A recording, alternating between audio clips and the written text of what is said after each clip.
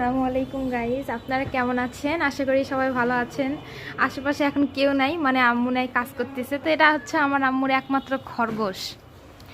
খরগোশকে আমি আজকে একা পাইছি। এর নাম হচ্ছে বিষ কাঁঠাল খরগোশ। এখন আমি জ্বালাবো ইচ্ছা মতো।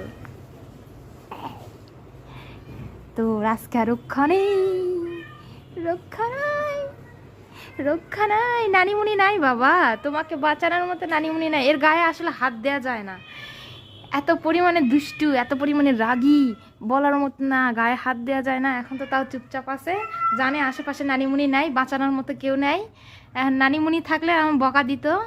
টিটু পিটুর গায়ে হাত দেওয়া যাবে না। আম্মুর হচ্ছে এটা খরগোশ, এই বাসার নাকি একমাত্র খরগোশ। আম্মু খুব ভালোবাসে, কিন্তু আম্মু এখন নাই, আমি একা পাইছি, একা পাইছি। এখন এখন আর রক্ষা নাই, এখন আর রক্ষা নাই। নানিমুনি বাঁচাতে পারবে না। তোর নানিমুনি কাজ করে, তোর নানিমুনি নাই, কাজ করে। আজকে তো পাইছি বাবা, একা একা পাইছি। এটা নাকি নানিমুনির খরগোশ, প্রতিদিন নানিমুনির কাছে যায়, নানিমুনির আত্মা আত্মা করে আদর করে।